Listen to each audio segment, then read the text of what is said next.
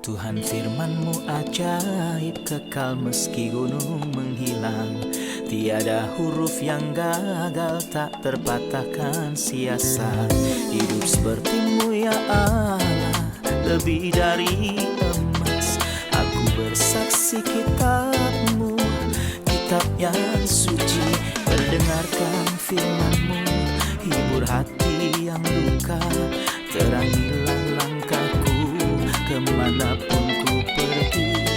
Biarkanlah firman-Mu berkuasa atasku. Ubahkanku, bebaskanku, ku mau menyenangkan-Mu.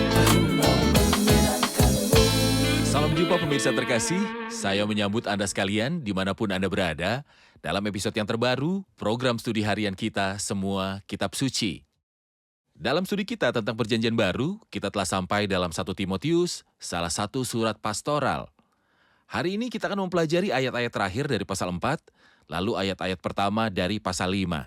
Saya ingatkan Anda bahwa di episode sebelumnya kita berbicara tentang waktu-waktu yang kemudian, di mana beberapa orang akan menyimpang dari iman dengan mengabdikan diri pada roh-roh yang menipu dan ajaran-ajaran setan.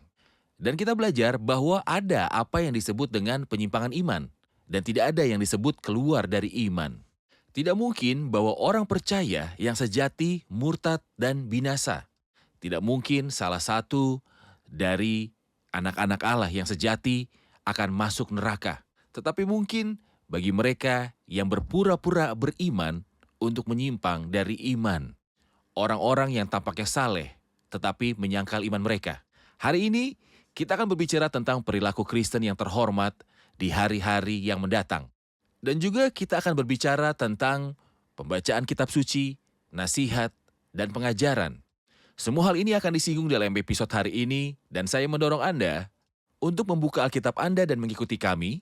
Dan jika Anda memiliki pertanyaan, silakan kirimkan kepada kami akan mencoba dengan kasih karunia Tuhan untuk menjawab pertanyaan Anda. Untuk memulai, izinkan saya untuk menyambut tamu-tamu kehormatan di studio, para hamba Tuhan, Saudara Esak Elia dan Saudara Faiz Fuad. Selamat datang para hamba Tuhan. Terima kasih. Kami juga menyambut hadirin di studio. Selamat datang semuanya. Kita akan memulai pembelajaran sesaat lagi.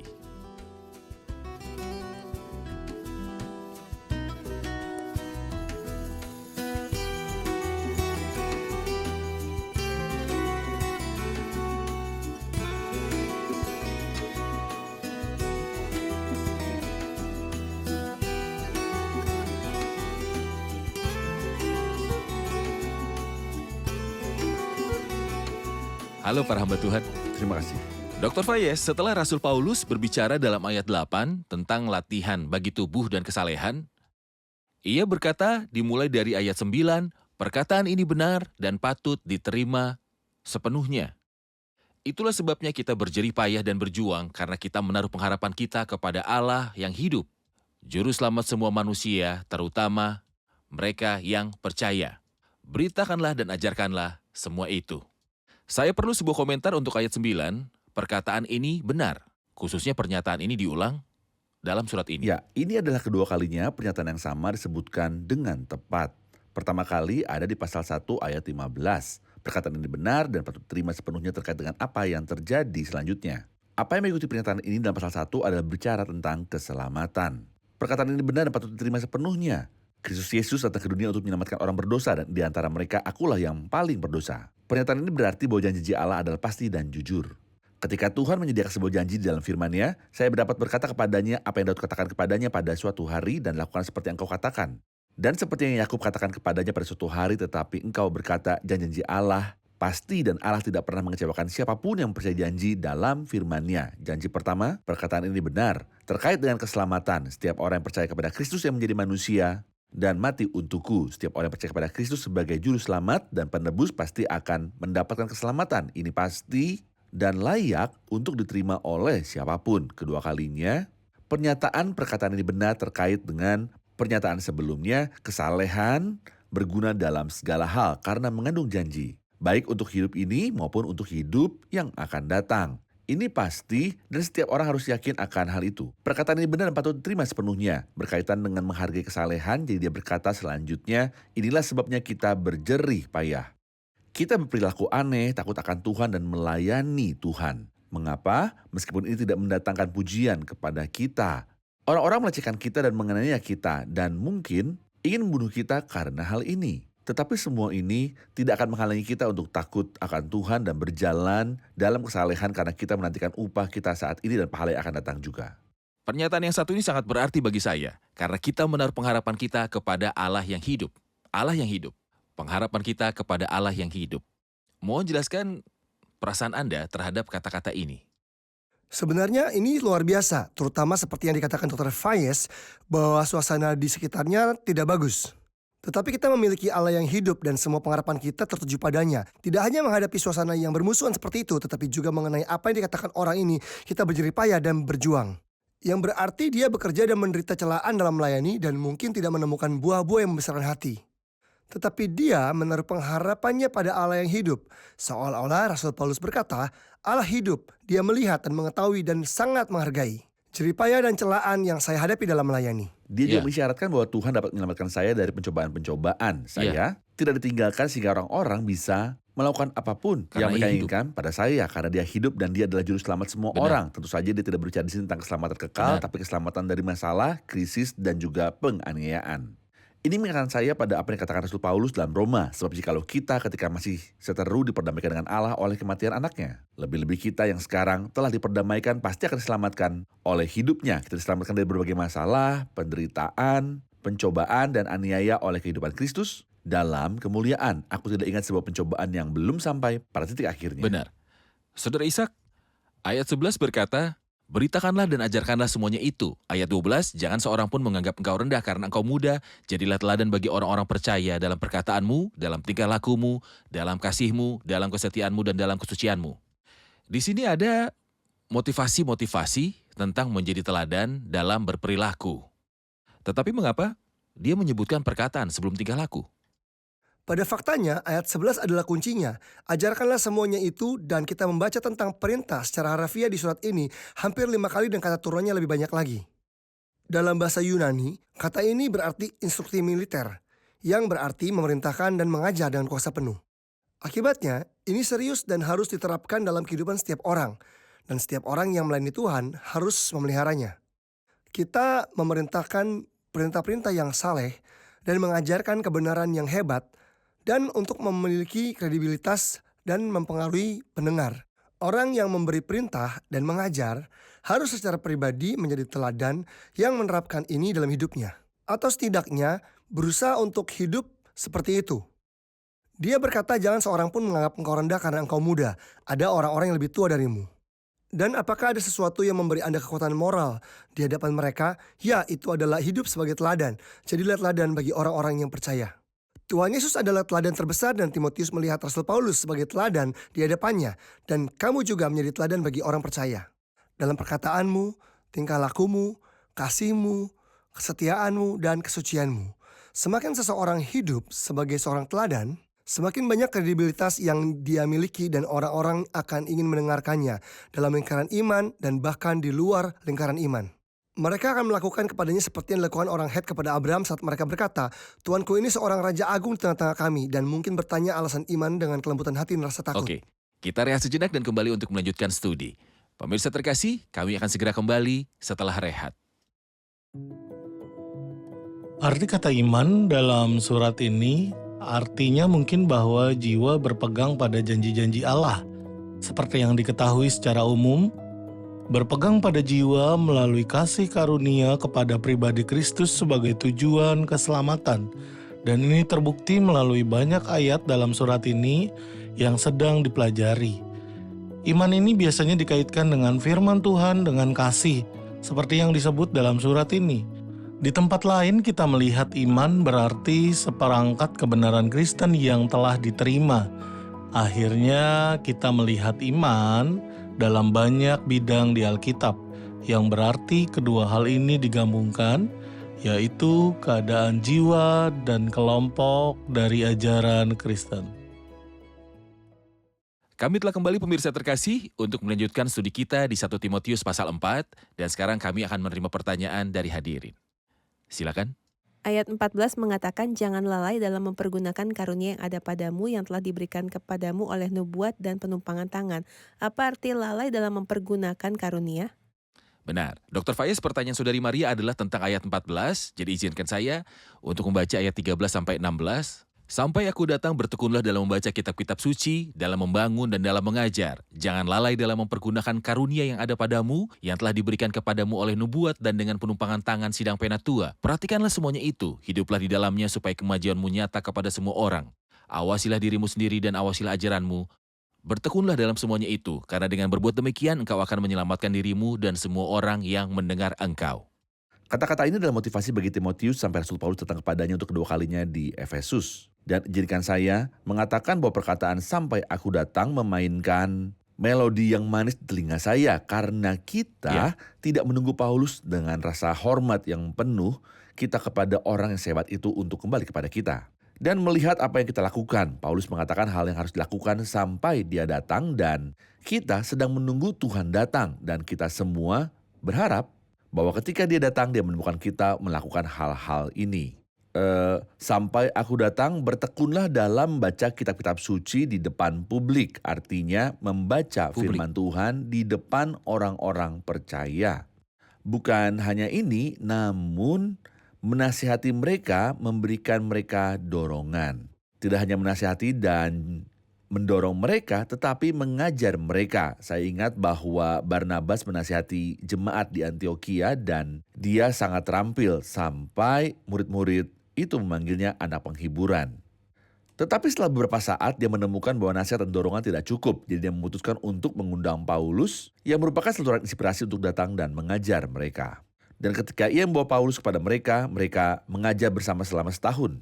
Dan di Antioquia, murid-murid itu disebut orang Kristen, bukan dalam kaitannya dengan nasihat dan dorongan, kenyamanan dan kegembiraan, tetapi dalam kaitannya dengan pengajaran yang baik yang menghasilkan perilaku yang baik. Lalu ia berkata kepadanya dalam ayat 14, jangan lalai dalam mempergunakan karunia. Artinya membangkitkannya dan memakainya. Ini berarti jangan menyembunyikannya. Itu pikiran saya ketika Tuhan berfirman, sampai aku datang bertekunlah dalam urusan itu. Artinya gunakan karunia yang kuberikan kepadamu, jangan menyembunyikan atau menguburnya. Terutama bahwa karunia Timotius ini dinubuatkan oleh Rasul Paulus. Dengan penumpangan tangan sidang penatua. Berarti bahwa para penatua menyetujui pelayanan Timotius. Dan cara untuk menyatakan persetujuan ini adalah dengan menumpangkan tangan mereka ke atasnya. Jadi menyetujui pelayanannya, bukan untuk memberinya karunia itu. Menyetujui pelayanannya dan juga mereka bersekutu dengannya dan mendukungnya baik dengan doa ataupun finansial. Latih hal-hal ini, benamkan dirimu di dalamnya. Berarti biarlah melayani Tuhan dengan segenap keberadaanmu menjadi satu-satunya kepedulian hidupmu. Supaya kemajuanmu nyata kepada semua orang. Lalu ada sebuah ayat yang sangat penting, awasilah dirimu sendiri dan awasilah ajaranmu. Saya pikir ini adalah sesuatu yang dipahami dengan baik oleh para insinyur saat mereka menyesuaikan hal apapun sesuai dengan tolak ukur, artinya menyesuaikan dirimu menurut ajaran yang baik. Sebelum Anda memeriksa saudara-saudara seiman atau Anda melihat pekerjaan mereka, Anda harus memperhatikan diri Anda sendiri dan mengukur diri Anda sendiri tentang ajaran yang Anda nyatakan, firman Allah yang hidup dan kuat dan lebih tajam daripada pedang bermata dua manapun. Sebelum Anda menerapkan firman itu kepada saudara-saudara seiman, terapkan pada diri Anda sendiri, karena dengan demikian Anda akan menyelamatkan diri Anda dari masalah dan dari jatuh dalam kesusahan karena segala dosa dan kekurangan, dan mereka mendengarmu akan mendengarkan firman Tuhan yang murni dan akan mempelajari kebenaran dan akan berperilaku sesuai dengan itu, sehingga Anda akan menyelamatkan mereka dari kesulitan karena segala dosa dan kekurangan mereka. Engkau akan menyelamatkan dirimu dan semua orang yang mendengarkan engkau, tidak berarti keselamatan kekal. Anda akan menyelamatkan diri dari masalah dan akan menyelamatkan mereka agar tidak tersandung. Benar.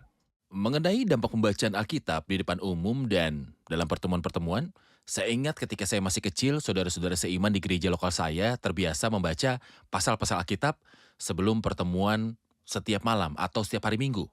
Hari Minggu mereka membaca tentang salib, dan di malam lain mereka membacakan pasal-pasal Alkitab secara berurutan. Ini mempengaruhi saya sebagai anak-anak. Saya menghafal bagian-bagian Alkitab yang membersihkan pikiran dan mempersiapkan pikiran orang percaya untuk bisa beribadah. Ini adalah kebiasaan yang baik untuk diikuti di gereja. Bahwa ketika gereja berkumpul, mereka membaca Alkitab di depan umum, karena perkataan dari Alkitab berdiam di dalam pikiran dan memurnikan. Ada Silakan. banyak gereja di mana tidak ada yang memiliki karunia untuk menyajikan ajaran yang baik. Dan di mana tidak ada yang memiliki karisma atau kuasa, tetapi ada orang-orang yang saleh dan ketika mereka berkumpul bagi nama Tuhan, mereka menyanyikan himne dan berdoa, lalu seseorang membacakan sebuah pasal Alkitab. Apakah itu cukup? Saya rasa itu Benar. lebih dari cukup. Benar. Jika seorang datang ke hadirat Tuhan dan Tuntunan Roh ingin Kudus. mendengarkan Tuhan yang ada di tengah mereka. Iya, tepat. Saudara Ishak, ayat-ayat pertama dari pasal 5 berkata, janganlah engkau keras terhadap orang yang tua, melainkan tegurlah dia sebagai bapa. Tegurlah orang-orang muda sebagai saudaramu, perempuan-perempuan tua sebagai ibu, dan perempuan-perempuan muda sebagai adikmu, dengan penuh kemurnian. Perintah-perintah mengenai janda, laki-laki dewasa, budak, laki-laki, muda, perempuan muda. Mohon jelaskan perintah-perintah ini. Sebenarnya adalah indah bahwa dalam tulisan-tulisan Rasul Paulus dan dalam Alkitab pada umumnya, bahwa dalam surat pengajaran didahulukan, kemudian bagian praktik yang berhubungan dengan pengajaran. Apa yang dibicarakan surat ini tentang rumah Allah? Apa yang ada di dalam rumah ini? Ada keluarga Tuhan. Keluarga ini terdiri dari para orang-orang tua, para pemuda, dan pemudi. Bagaimana berperilaku di rumah Tuhan? Dalam pasal 3 dia berkata, kamu mungkin tahu bagaimana seseorang harus berperilaku. Berikut caranya. Dia berkata kepadanya, jangan menegur orang yang lebih tua. Ini seharusnya tidak terjadi pada seorang penatua. Bahkan jika pembicaranya juga seorang tua. Terlebih lagi untuk Timotius yang bukan seorang penatua pada waktu itu. Jangan menegur orang yang lebih tua, tetapi berilah dia dorongan seperti yang Anda lakukan kepada seorang ayah. Seseorang mungkin mengatakan itu bukan urusanku. Tidak, dorong dia yang berarti menasihatinya sebagai seorang ayah. Misalnya ketika saya mendorong ayah saya untuk menjaga kesehatannya. Atau menghindari makanan tertentu yang memberinya masalah kesehatan. Ini sesuatu seperti itu. Semacam dorongan yang berarti menasihati, bukan mengkhotbahi. Saya tidak menegur dia dari mimbar. Saya tidak berpikir bahwa dia memaksudkan itu sama Benar. sekali. Tetapi menyemangatinya berarti menasihati dia dengan sopan, dengan cara yang sesuai dengan usianya, dan menjaga respek terhadapnya, tanpa meremehkan tetapi mempertimbangkan usia Anda yang lebih muda saat Anda melayani. Kedua, orang muda sebagai saudaramu. Orang-orang muda itu belum cukup dewasa. Jangan menegur mereka, bagaimana kamu bertindak seperti ini, kamu akan menyanyiakan hidupmu. Apa yang jelas bagi Anda tidak demikian bagi mereka. Mereka perlu diperlakukan dengan kelembutan, toleransi, dan kesabaran. Jadi perlakukan mereka sebagai saudara-saudaramu yang lebih muda. Bukan sebagai beban yang telah dibebankan Allah kepadamu, tetapi anggaplah mereka sebagai saudara-saudaramu. Maka perempuan-perempuan tua sebagai ibu. Sebenarnya keberadaan para perempuan tua sebagai ibu di gereja adalah sebuah berkat yang sangat besar. Rasul Paulus sendiri berkata dalam Roma pasal 16, ibunya yang bagiku adalah juga ibu, para ibu ini adalah sebuah berkat. Perempuan-perempuan muda sebagai adikmu, namun ia menambahkan sebuah syarat dengan penuh kemurnian. Berkaitan dengan perempuan-perempuan muda harus penuh kemurnian, kekudusan, dan respek. Oke, sekarang kita akan menerima pertanyaan dari hadirin. Ia berkata dalam ayat yang ketiga, hormatilah janda-janda yang benar-benar janda. Apakah ini berarti bahwa ada janda yang sejati dan janda yang bukan janda? Apakah ada yang bertentangan di sini? Mohon jelaskan untuk ayat 3, Saudara Fayez. Bahkan ada janda yang benar-benar janda dan janda yang bukan janda sejati. Sungguh. Bagaimana? Teksnya berbicara tentang menghormati. Menghormati tidak hanya berarti respek, tetapi juga dukungan finansial kepada yang membutuhkan. Hormati ayah dan ibumu tidak berarti bahwa saya hanya menghormati mereka, tetapi jika orang tua saya membutuhkan, saya harus memberi dukungan keuangan kepada mereka. Jadi instruksi di sini adalah untuk memastikan janda mana yang layak dihormati. Dan Rasul Paulus tertarik untuk memberikan dukungan keuangan tidak menjadi satu-satunya tujuan gereja, seolah-olah gereja telah diubah menjadi organisasi sosial, hanya menyediakan layanan sosial seolah-olah kita tidak memiliki apa-apa untuk disediakan kecuali Injil sosial. Tidak, gereja bukanlah organisasi sosial, tetapi peran gereja adalah dalam memberikan kesaksian. Tetapi janda yang pantas harus dihormati dan didukung. Dan karena itu dia berbicara tentang janda-janda yang berbeda. Ada seorang janda muda yang dia katakan, karena itu aku mau supaya janda-janda yang muda kawin lagi. Tetapi jikalau seorang janda punya anak atau cucu, hendaknya mereka itu pertama-tama belajar berbakti kepada kaum keluarganya sendiri. Dan ada seorang janda yang benar-benar janda yang untuknya ada syarat-syaratnya. Dan dengan kondisi ini gereja bertanggung jawab atas mata pencariannya. dan pembayaran kebutuhannya, tetapi saya ingin mengatakan sesuatu tentang janda itu. Kata janda berarti seseorang yang mengalami kehilangan. Dia kehilangan apa? Kehilangan yang dia alami bukanlah uang atau properti, tetapi pasangan hidup. Keajaiban firman Tuhan adalah karena ada 5 janda dalam perjanjian baru, semuanya disebutkan di dalam Injil Lukas. Injil Lukas berbicara tentang kasih karunia Allah, tentang Kristus sebagai imam yang bersimpati, merasa iba, Benar. dan memiliki belas kasihan, dan yang dapat menyelamatkan dan memberi pertolongan. Sehingga bukan kebetulan bahwa semua janda disebutkan di dalam Injil Lukas, tetapi ini menunjukkan bahwa janda itu memiliki Tuhan yang murah hati. Benar. Dan meskipun dia tidak ada secara jasmani, tetapi melalui anggota gereja lokal, dia akan menyatakan kasih karunia-Nya dan memuaskan semua kebutuhan. Tetapi mereka harus memilih janda mana yang layak mendapatkan dukungan finansial. Baik. Yang sangat berarti bagi saya adalah keinginan Alkitab untuk memperhatikan semua kategori, terutama mereka yang membutuhkan seperti janda dalam gereja Tuhan. Melengkapi pembicaraan tentang mendukung para janda, Saudara Ishak, dan situasi-situasi mereka, ia berkata dalam ayat 5, seorang janda yang benar-benar janda yang ditinggalkan seorang diri, menaruh harapannya kepada Allah dan bertekun dalam permohonan doa siang dan malam.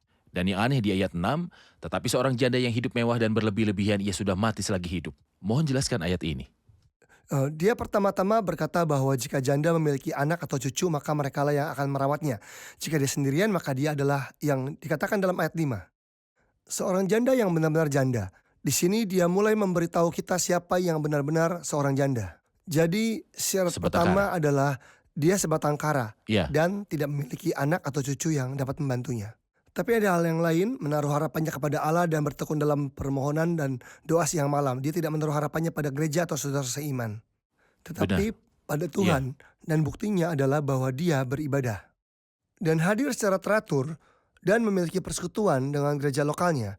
Dia tidak menggunakan dukungan dari gereja sebagai syarat untuk ibadah dan persekutuan, tetapi dia bertekun dalam permohonan dan doa siang malam.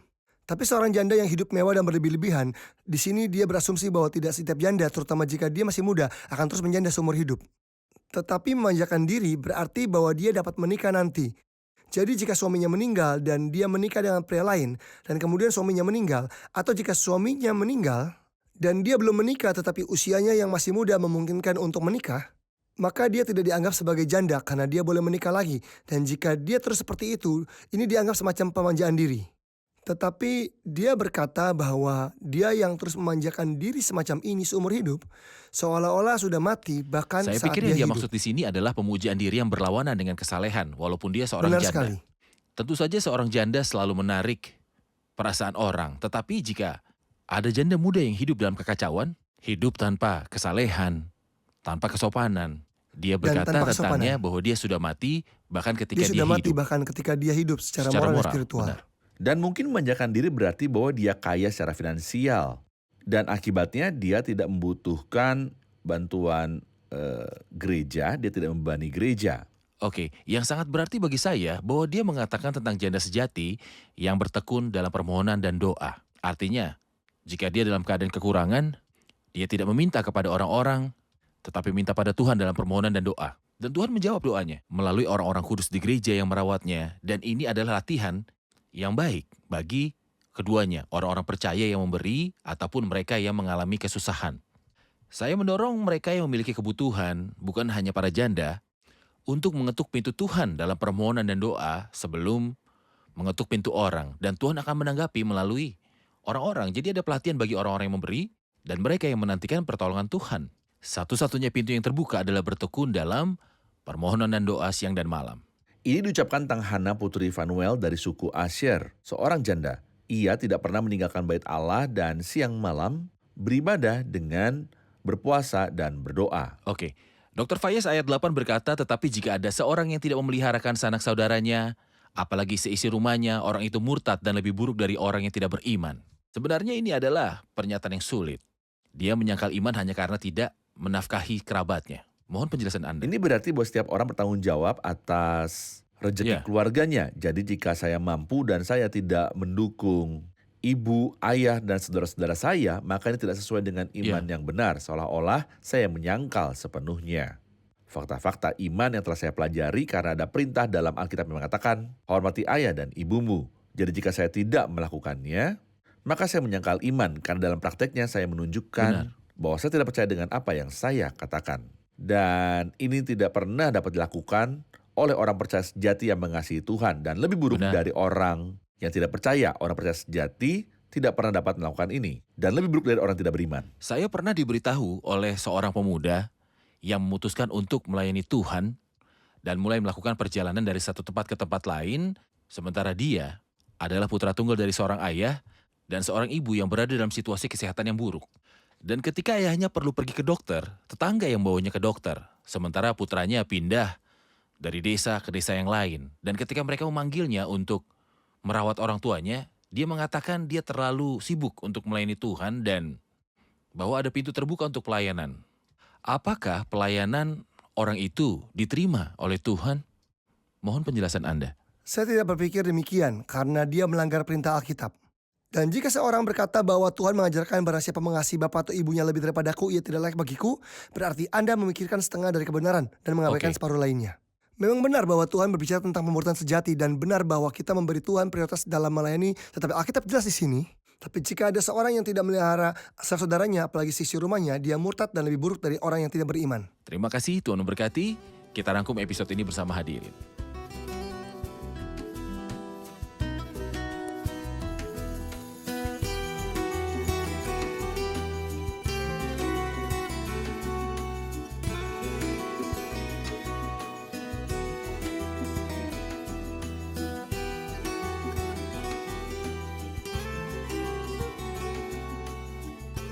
Halo semuanya, apa pelajaran yang Anda dapatkan? Iblis sering meyakinkan beberapa orang bahwa mereka lebih baik dari orang-orang lain dan bahwa mereka tidak perlu kembali kepada Tuhan. Tetapi jelas di sini, awasilah dirimu sendiri dan awasilah ajaranmu, bahwa rujukan standar adalah ajaran Alkitab, bukan pendapat dari orang lain. Oke. Saya suka ketika dia berbicara tentang para penatua dan bagaimana mereka harus diperlakukan. Dia berkata, berilah dia dorongan seperti seorang ayah. Dan saya juga menyukai orang-orang yang muda sebagai saudaramu. Karena orang-orang yang merasa lebih terkadang memperlakukan mereka yang berusia lebih muda atau tingkat spiritual yang sangat kurang. Dengan kesombongan, tetapi Rasul Paulus berkata, engkau harus memperlakukan mereka seperti saudara-saudaramu yang perlu belajar darimu. Baik, terima kasih. Terima kasih para hamba Tuhan, Tuhan Tuhan berkati. memberkati. Pemirsa terkasih, dalam episode hari ini Roh Kudus menguraikan bagi kita terutama dalam ayat-ayat pertama dari pasal 5, ciri-ciri keluarga Allah, gereja yang berisikan para penatua, orang muda, wanita yang lebih dewasa, dan wanita muda. Tetapi yang terkait dengan semua kategori ini adalah pengajaran yang baik. Awasi dengan cermat dirimu sendiri dan pengajaranmu. Semua yang dalam kategori ini harus berbagi bersama, mengasihi Tuhan, menghormati Tuhan, menaruh respek, dan beribadah pada Tuhan, sehingga semua bisa menjadi keluarga yang benar. Pemirsa terkasih, sampai jumpa di episode selanjutnya untuk berbicara lebih banyak tentang kategori-kategori zaman ini di dalam gereja Allah dan bagaimana semua itu harus ditangani. Kiranya Tuhan besertamu.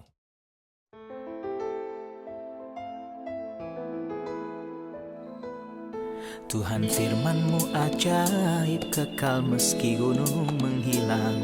Tiada huruf yang gagal, tak terpatahkan siasat. Hidup seperti-Mu ya Allah, lebih dari emas. Aku bersaksi kitab-Mu, kitab yang suci. Mendengarkan firman-Mu, hibur hati yang duka. Terangilah langkahku kemanapun ku pergi. Biarkanlah firman-Mu berkuasa atasku. Ubahkanku, bebaskanku, ku mau menyenangkan-Mu. Tuhan firman-Mu ajaib, kekal meski dunia. Ubah dan bebaskan aku.